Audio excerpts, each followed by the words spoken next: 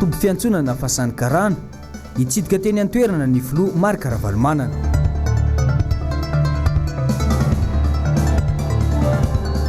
Vondrona parlementaire tiako i Madagasikara hiaro ny vahoaka hiara-ny antsinjay.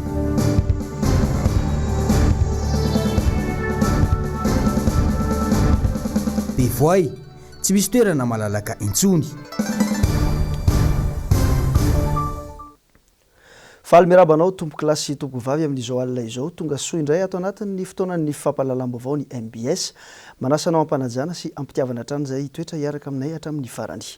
Nandalo ny jery ary tonga nitsidika ny fasany karana ny filoha Marc Ravalomanana mandry anaty fotaka tanteraka ny polina eny an-toerana ary miasa mandry tsy lavoloha ka nandroso vahaolana tamin'izany ny filoha Marc Ravalomanana. Andeo rahantsika ny fanadihadiany Jessica Miray sy Tokra Marola.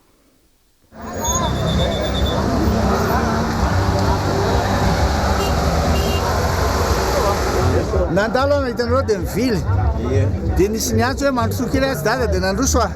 Tampoka ity fandalova ny filoha teo aloha Marc Ravalomanana teto amin'ny fasany karana ity.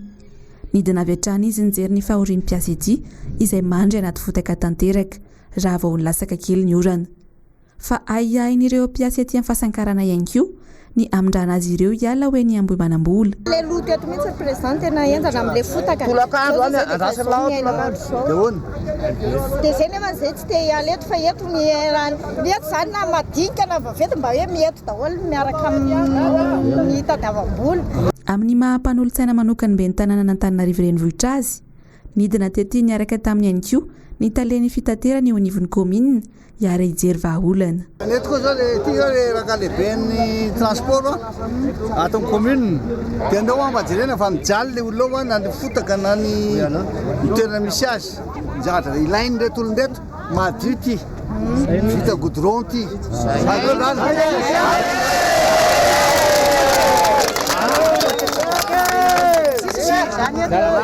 tena tiany régional sy ny national manamboatra an'ity tsy sarotra ny manamboatra ny toeran-kafa diany maina tsy amboary ty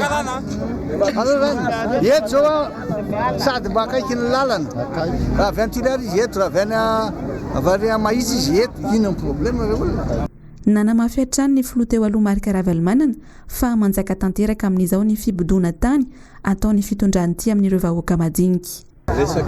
Tsy nareo eto ihany ny tena mijaly fa raha mahita zatra misy areo zany fa zareo ry amin'le ina moa le rembolotry manjaka koa tena matsiary tena verifinana.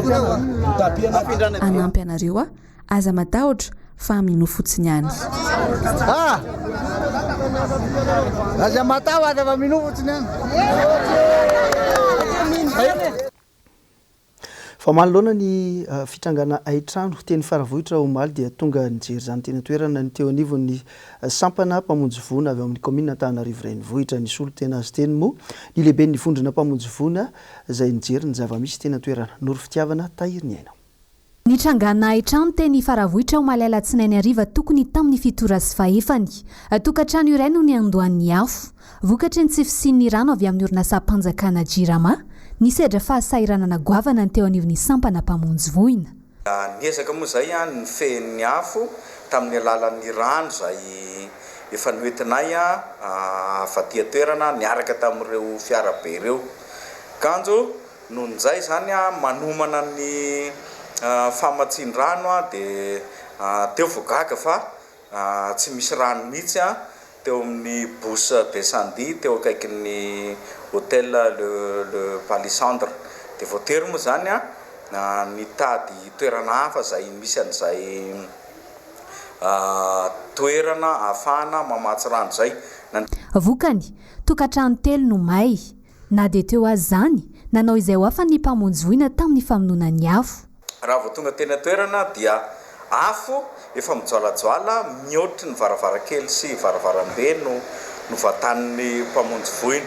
Andritra izay fotoana izay koa no nahenona fa mbola misy ramatoa vavy antitra iray lehibe malemy zany tao anatin'ilay trano tonga vetrany moa zany dia ny fanavotana ny ain'olona aloha zany no natao voalohany nanomboka ny fiandohan'ny janoary 2024 no efa nijaly rano ny ponina eny amin'ny faritra faravohitra sy ny manodidina hatramin'izao.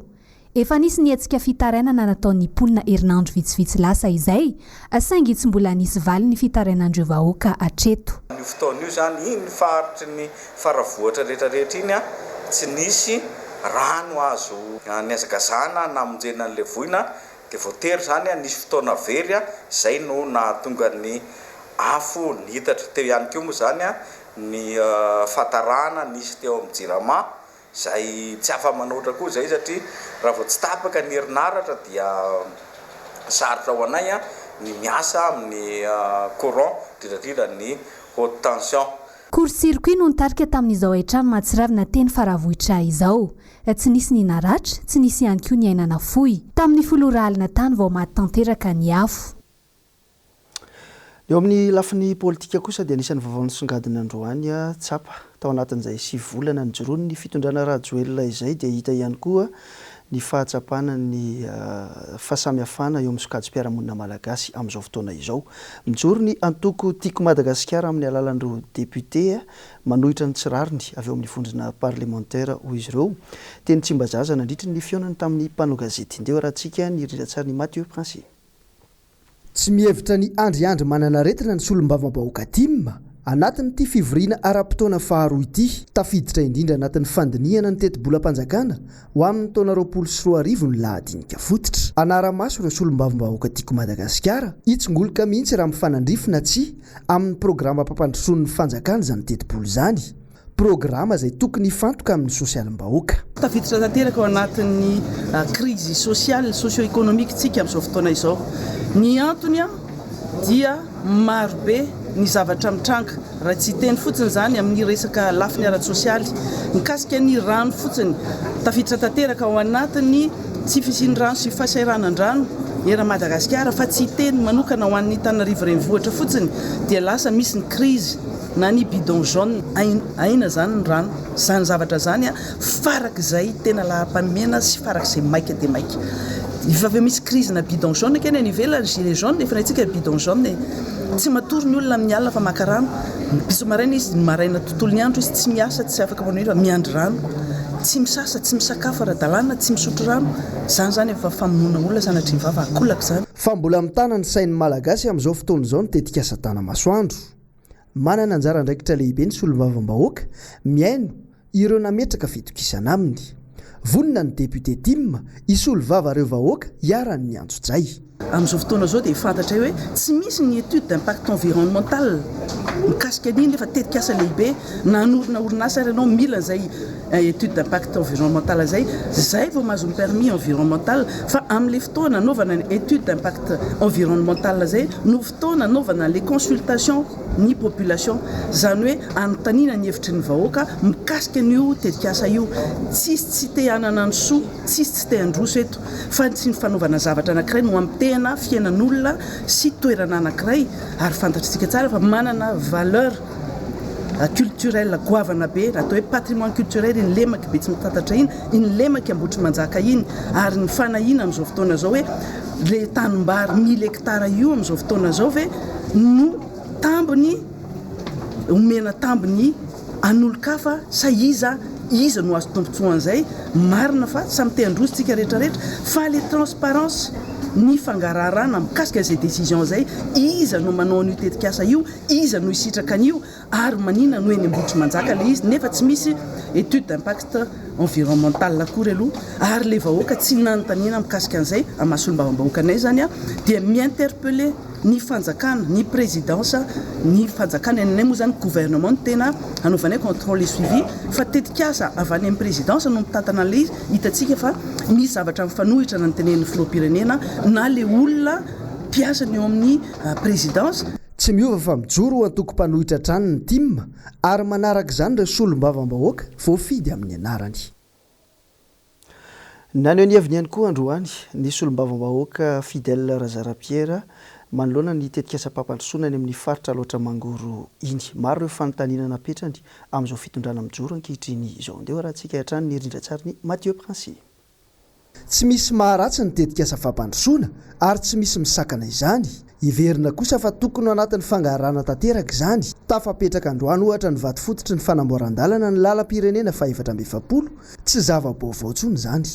Zavatra zany le mila tadiantsika sy mangarara izy dia ny RN44 tompoko miala avy amin'ny PK 0 Moramanga hatrany voatraiviny atao RN44 fa tsy miala avy amin'ny PK 20 Marvoay tonga amin'ny PK 60 Amboasary tsy RN44 fa ampahany amin'ny RN44 ka raha miteny izy hoe zay dia anamboatra ny ampahany amin'ny RN44 manaika fa androany tsy fanamboarana ny RN44 fa fanamboarana ny ampahany ny RN44 zany hoe le fomba fitenin'le fanjakana zany mila hitsy fa raha zany manjary matoro mitsangantsika ny zavatra mahadiso an'ity fanjakana ity dia hoe rehefa miteny anazy ianao dia manatsatso na hoe mitsikera be fa tany fa tsisy apoka satria zay tsy fanapanatanteraka fa fahefana mpanao lalàna fa tsy mpanao lalana dikan'izay rôle ny sombamboaka ny mitsikera anazy fa rehefa tsy zakany le mitsikera dia miala izy tsy manao fahefana panatanteraka dia miaraka mitsikera aminay indray fa matoy izy manao fahefana panatanteraka dia anjaranay manara-maso anazy efa manao ny asanay mihitsy zay youtube mitsikera anazy zay zany le asanay sombamboaka zay ary tsy ity fanontaniana mbola petrako amin'zareo zay zavatra teneny dia zay fa velo rano daholo tao amin'ny velo ranoko ity velo ranoko ry aza donoina fa ihany rajoelona efa filohan'ny tetezamita tamin'ny tetezamita izy tonga tany ambatona zaka inona zavatra teneny tao amboariko ny RN44 efa tamin'izany angizy ny teneny fa tsy vitany dia androany izy miteny velo rano nataoko tsy velo rano zany efa tany amin'ny tetezamita anao teny fa tsy vitanao le izy asa tsy vita io tompo fa tsy velo rano zany androany efa miteny azy velo rano tonga tany izy zao dia niteny ndraiky hoe amboariko ataoko kianja manara-penitra kianja Rasolonjatovo boka zavy tamin'ny tetezamita anie zany kianja Rasolonjatovo zany nametrahana sary mihitsy ohatra zao ny anaovana anazy efa nitrongisiny asa tsy vita tamin'ny tetezamita lazay efa velo rano androany tsy velo rano zany fa asa tsy vitany le kianja ary rehefa nanontany anazy monsieur le président tonga ety anao ty miverina fa za ty mbola bozaka manahatra ihany fa tsy kianja synthétique dia androany izy miteny atao synthétique manara-penitra dia zavatra vao androany efa asa tsy vitany ireny zany hoe fampanentanana efa tsy vita dia androany vao anao an'izy motaitaitra ary io ary ny rappeleny izy voataitra tamin'io mbola misy vary mangatsika anao ny ato kianja Rasolonjatovo teneninareo fa tsy namboarinareo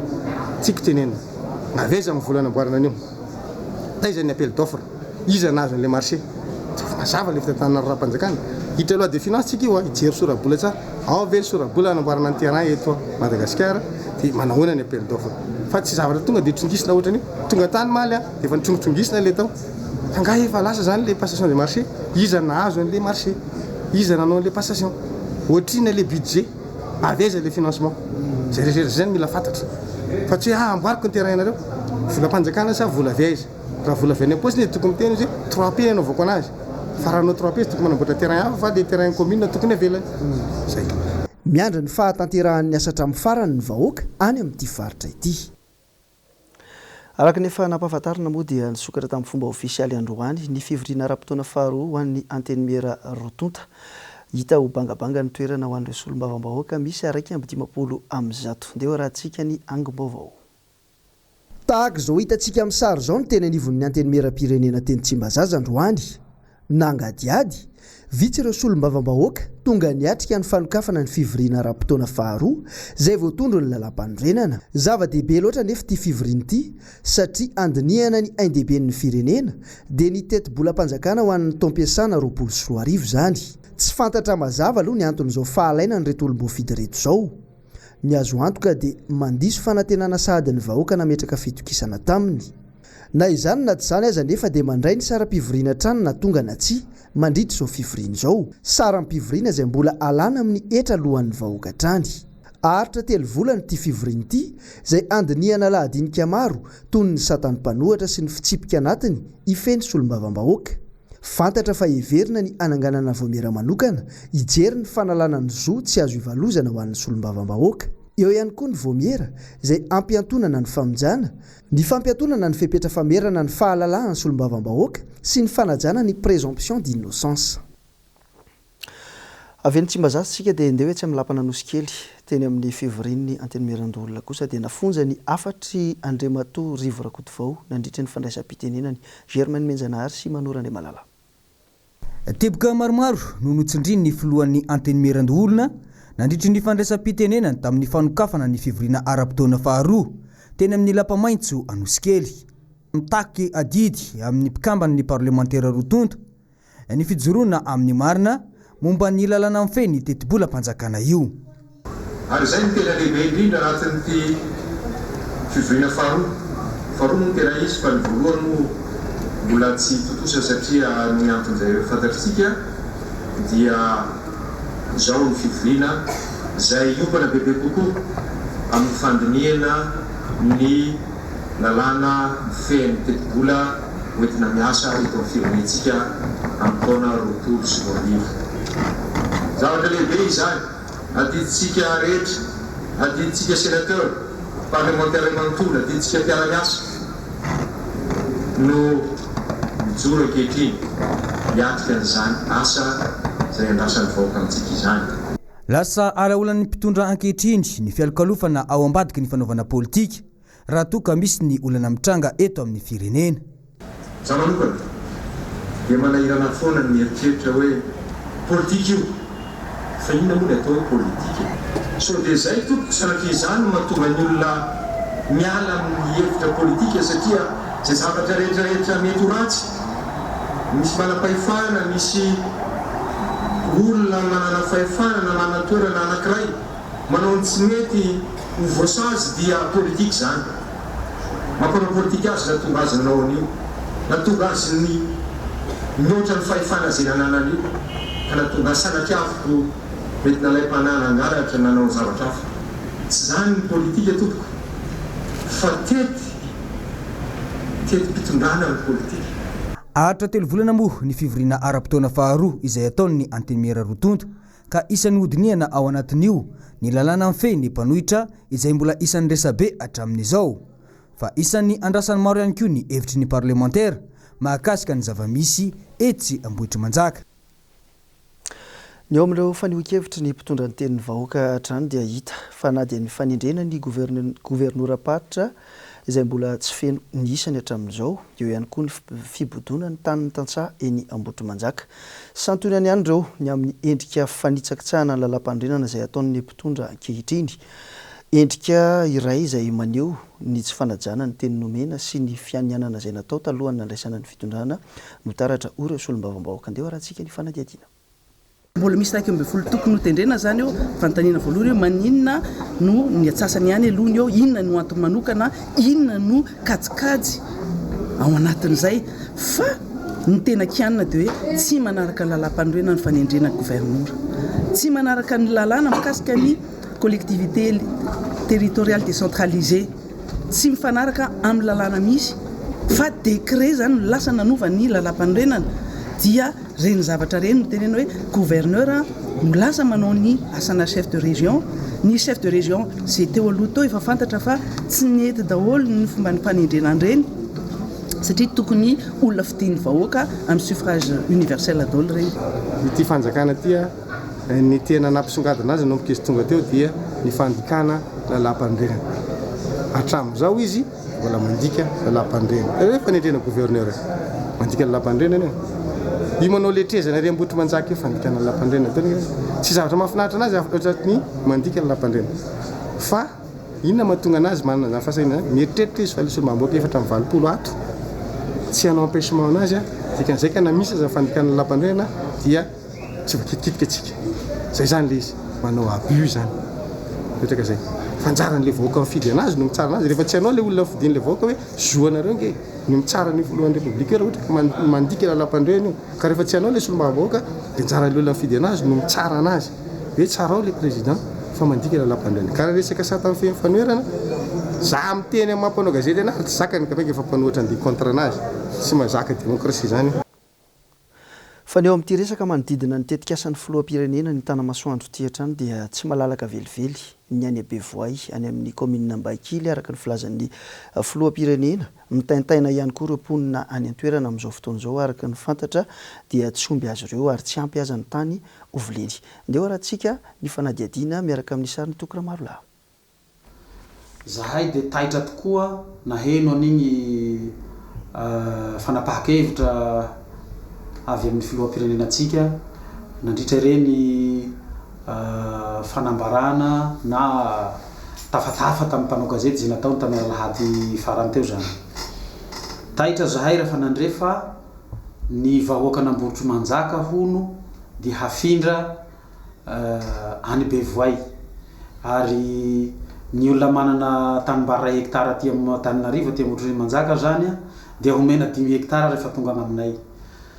Ny zavatra voalohany azo tenenina dia zao, ny toerana zay hajarina agny amin'izao fotoana zao dia efa tapitra manana amin'ny tompony, efa vita taratasy ara-dalàna, efa vita borna zany. Ny olona any aza tsy ampy ary anisan'ny zavatra manahirana anay amin'izao fotoana zao amahapitatana eo anivon'ny perimetre zay ny fanomezantsiny olona hoe iza no hahazo, iza no tsy hahazo, satria tetikasa io zany tsara ny mitondra fanazavana eto fa tetikasa vatsiny banky afrikanina momba ny fampandrosoana izy io na ny bady. Ny taratasy zay nahafahatsika nahazo alefa matsiam-bola dia nisy fifanarahanao fa homena tombon-dahiny ny vehivavy sy ny tanora. Zay zany ny fandaminana nahakasika an'io tany mpambolena zay hajariana amin'izao fotoana zao. Akory ny hagaganay fa ny olona any aza tsy ampy hizarana an'le tany. Ny aty Antananarivo indray lazaina fa homena 5 avo heny ny tany nanagnany aty no zaraina aminy rehefa tonga any. Zaho zany mieritreritra hoe fanapahan-kevitra mety hiteraka korotana zany.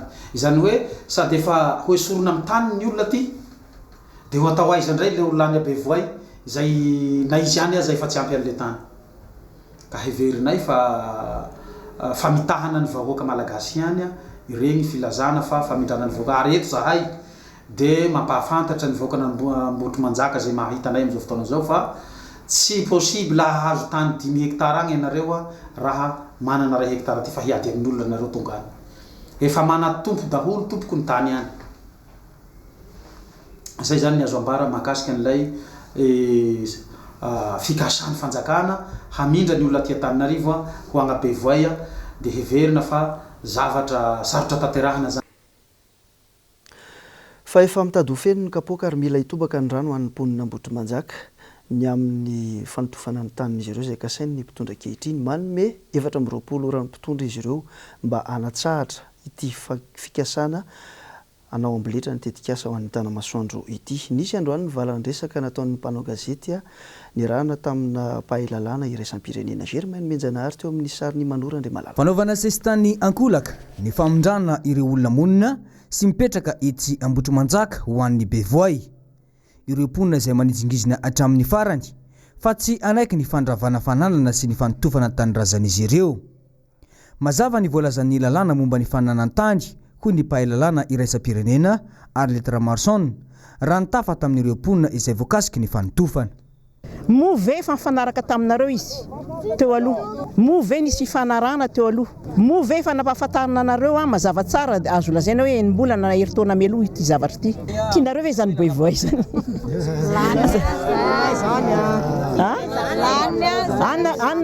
Anareo nivelle, anareo nivelle, sisy tany zany amiko. Tanarivo ange lehibe vao mandeha anao 40 km avy eto efa misy anana ngeda be ary ny fotoana laninao amin'ny embouteillage amin'iny mitovy amin'ny fotoana laninao eto amin'ny anana ihany. Afaka manao izy 30 km avy eto 25-15 km dia efa misy tany ngeda be ko manina tsy henona lainy sady tany ngazana. Tsy misy utilité publique tompoko, tsy misy fa velao ny olona averenao amin'ny olona ny taniny. Fokotany iray no ny fampiresaka tamin'ny fitondram-panjakana fa tsy ireo voakasiky ny fanotofana rehetra hoy ireo mponina etsy Nambotry Manjaka.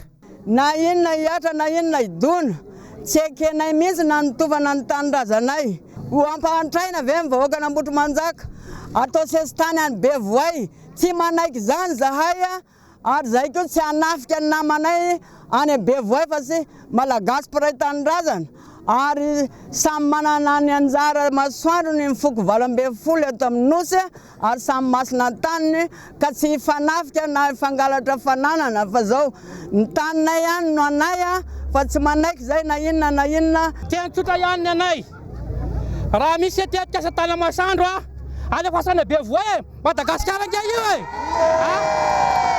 avetra nosy be zay volana mbo manarina zay dia mangataka zay tompoko tsy hototofana ny taninay sady tsy amidy vola ny taninay tsy nisy nandray vola zay na ray ara fa tsy daholo zany mamadi-dresaka fotsiny zany fa tsy nandray vola zay na ray ara na ariary ary ny anay tsy amidinay ary tsy atakalinay mahitsy nefa tanyrazanay io alanenina ny anay eto Andriamatoa alanenina ny anay Andriamatoa Premier Ministre alanenina ny anay Andriamatoa Ministry ny fanazariana ny tany mangataka aminareo zahay aza kitikitena ny tanyn'Ambotra Manjaka fa dia hanaovanay rodobe nareo raha zao no tianareo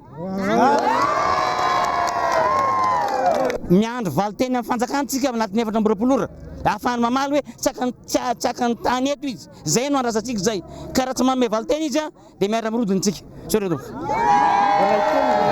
manoloana izany dia nanome 12 ora ny fitondram-panjakana ny amin'ny anafoanana io hevitra fanotofana tanimbary io ny ponina voakasika ity fanotofana ity.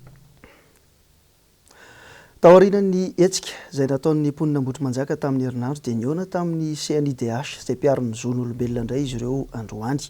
Ny fampidinika noho ny zon'ireo vahoaka momba ny tetika asa tanamasoandro sy ny fampiresaka ny amin'ny tokony hanohizana ny tolona noro fitiavana sy tahiry ny aina.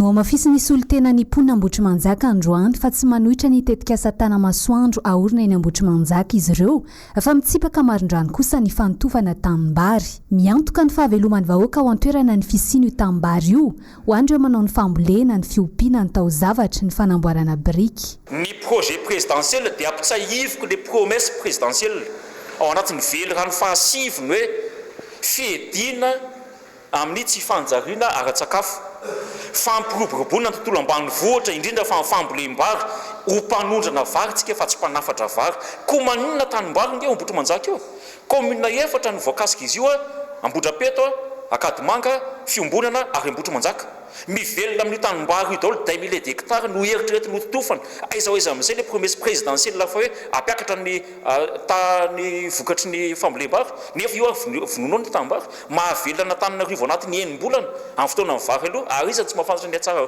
ny vary gasina Ambotrimanjaka tsy izay ihany le olona mihitsy zany no vononao satria io nge fivelomany. Nanentana ny vahoaka Ambotrimanjaka ny solitenan'ny ponina mba ho tonga hanohy ny tolona amin'ny asabotsy 20 Oktobra izao ho fiarovana ny tanindrazana. Nanentana antsika vahoaka Ambotrimanjaka Akadimanga fiombonana Ambodrapito indrindra fa ireo zanak'ampelezana izay maheno zao vaovao zao masamy ho tonga ny sabotsy ho avy zao aneo ny fitiavan-tanindrazana antsika aneo zany hery zany fa zava-dehibe tokoa ny fitiavan-tanindrazana ary ny vahoaka Ambotrimanjaka dia tsy miemotra mihitsy amin'izay fanompitehana ny olona zay zavatra tiana ambara dia zao ny hoe betsaka ny fanontaniana hoe efa nandray vola ave nareo tsy tompoko zay tsy andray vola. Malona izao toejava-misy izao tsy manohitra ny hetsika fitakiana ataon'ny ponina iny an-toerana ny anivon'ny CNIDH mpiaro ny zon'olombelona. Efa eo ampijerena kosa ny andinin-dalàna sy ny zo ho andreo vahoaka mikasika ny tetika asa tanamasoandro ireto farany. Ho fandrindrana ny fifamoivoizana eto an-tanàna Antananarivo renivohitra dia nanazava ny sekretera jeneraly ny commune Antananarivo renivohitra androany fa tsy maintsy nasiana lamina napetraka momba ny lalana miaingo Analakely mandalo an'Akazomanga ary tonga hatrany Ambohimanarina mba hanalefahana ny fitohanan'ny fiara. Andeo raha antsika ny fanadihadiana izay nataony Irina Rabe Mananjara. Izay nataon'ny commune Antananarivo renivohitra sy araky ny toromarika namen'ny ben'ny tanàna dia nisy ny fandaminana voalohany androany araky ny fampitana vaovao izay nalefa tamintsika tamin'ny herinandro lasa dia ny anokafana tsara misy lalana anankitelo hosokafana eto Antananarivo tsy hoe lalamaty izy ireo fa lalana fampiasa ny fiarakodia isan'andro fa raha tokony hazaka laharantelo na laharandroa dia laharandray hatramin'izay ka natomboka androany zany dia manomboka Sorano midina any Behoririka ary rehefa nojerena dia tena mety tokoa le izy fa kosa tsy maintsy misy fandaminana izay atao manomboka rapitso araka izao manaraka izao ny fiara rehetra avy eo Analakely ka te hiazo an'Akazomanga mandeha makany amin'iny valavana Ambohimanarina iny na hiazo ny boulevard de l'Europe dia tonga dia midina avy hatrany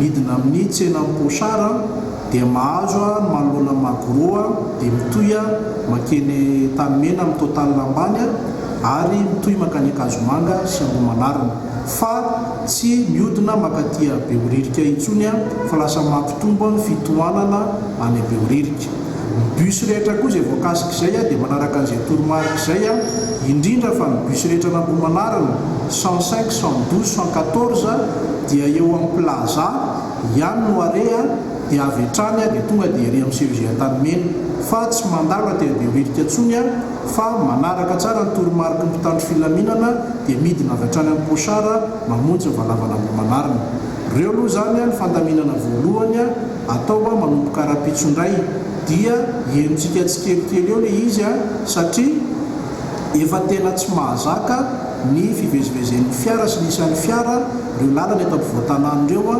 kanefa tsy maintsy miezaka ny tanàna Antananarivo a andamina aloha arak'izay azo atao ka dia angaviana ny tsirairay zany a fiara rehetra tsy ankalavaka averina izay rehetra avaty Analakely mandalo amin'ny premier arrondissement iny ka mieritreritra ho any Nambomanarina na Akazomanga dia midina avy hatrany a manaraka ny tsena Mposara.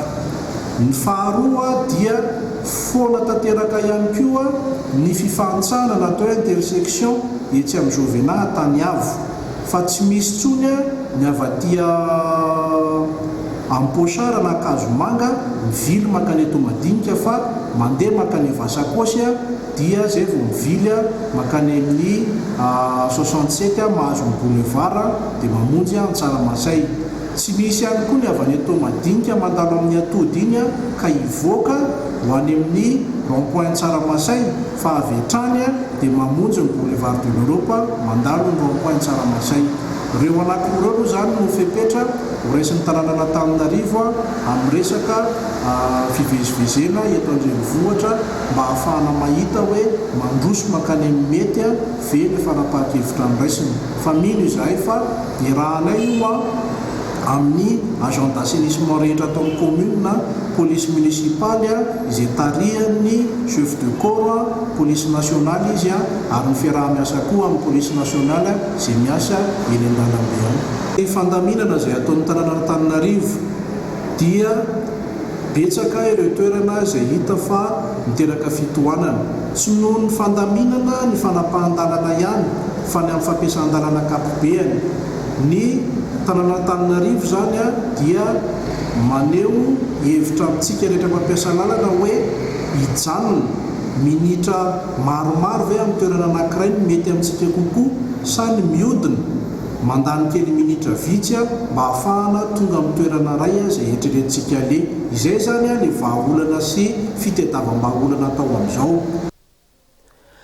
Ny eo amin'izay fanalefahana ny famahana ny olana ho an'ny fitohanan'ny fiara eto Antananarivo renivohitra izay ihany dia nandray fepetrany teo anivon'ny commune Antananarivo fa isy lalana miisa 3 izay eto ampovoan-tanàna Antananarivo moa zany mazava ho azy izay nasiana fanalalahana sy fanalefahana ho an'ny fitohanan'ny fiara izay fanadihadiana vetrany.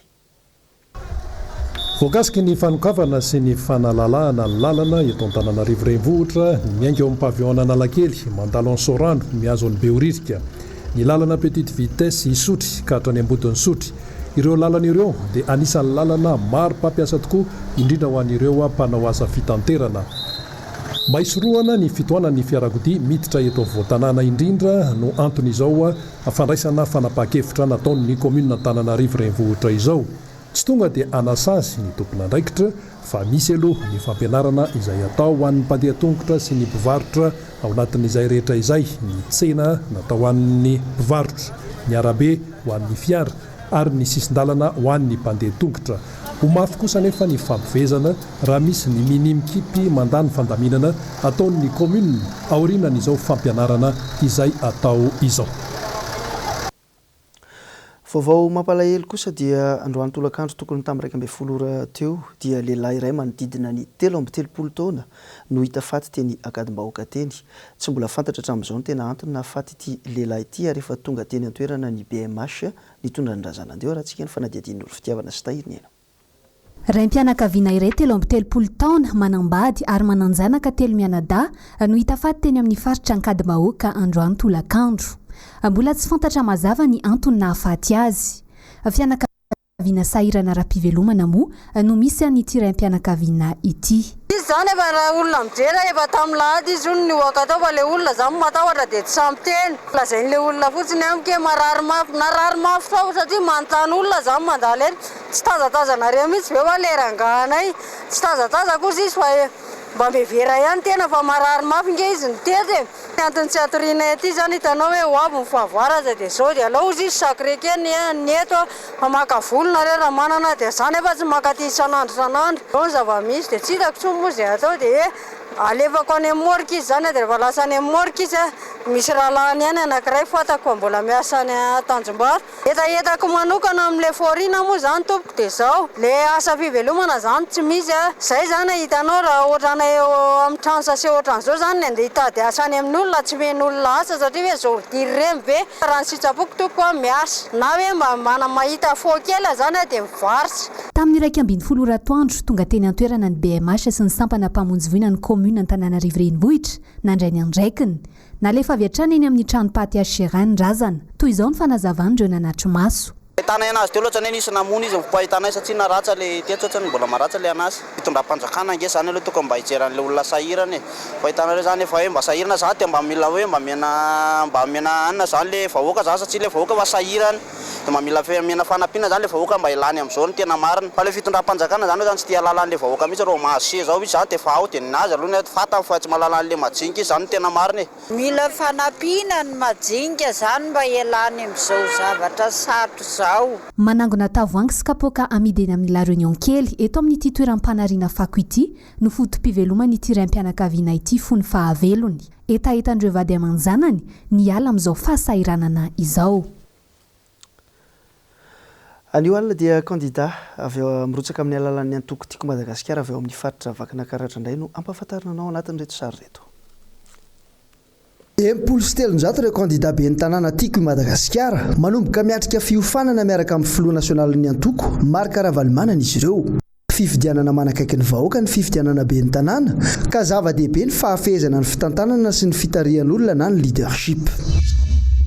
Rakotosaona Jean-Paul Joseph, Rapaoly Betafo Tritriva, Rahantanirina Raelianina Betafo Alakamisy anaty vato, Ravalson Ery Betafo Andranomafana, Rakotoary Sovohirana Rita Betafo, Andriano Menjanahary Dawily Betafo Ambohimasina, Rakotondrina Jean Fidy Roland Betafo Mandritsara, Randriamampionina Jean-Jacques Ramsezaza Betafo Antsoso, Mandoto Randriamamonjoso Jules Augustin Mandoto Betsoana, Razilia Rakotondraibe Mandoto Ankazomriotra, Rafanomezantso Arnaivo Jean William Dawily Manjanama Mandoto Anjomara Martinina, Ambatolampy Voninahitry ny aina Lanto Ambatolampy, Rakotomavo Sarindra Ambatolampy Behenjy.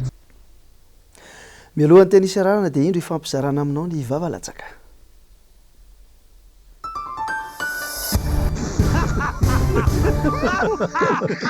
Dia mbola falatrany tompoko lasy tompoko vavy manolotra ny arabo antsika manaraka ny fandarana vavalatsaka indrindra fa ny fahitalavitra MBS amin'izao ora sy fotoana izao manasanao ampanajana anaraka izany hatramin'ny farany izany hoe mila mitombona tsara isika dia mila makaina dia avy eo isika itsikitsika kely ato anatin'ity fandarana ity ary ohatra ny farany ane ny zavatra ho resantsika androany dia makasika any dada izay nidina teny amin'ny fasan'ny karana tena mbola gaga ny olona ary teny anahana nahita azy ny tafa sy ny dinka tamin'ny olombavety sy ny tsisy lamone laza izy fa ampandroso ny tanàna mino koa ny olona ary de tamana ary miandro fatratra n'lay menaka orta fromazy tena marina ane zany fa tsy vazivazy misy mola ira manao hoe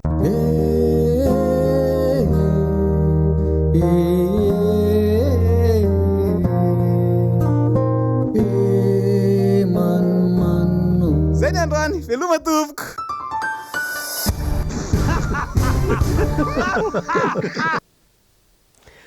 tapitra teo indray ny vaovao tamin'ity alina ity ankasitrana feno ianao tany tokantrano niaraka taminay mifampizara taminay ty toyany koa an'izay vaovao izay ankasitrana ihany koa ny teknisianina sy ireo mpanao gazety ny fanometanana mametraka ny mandrapatafa ho amin'ny manaraka indray veloma tompoko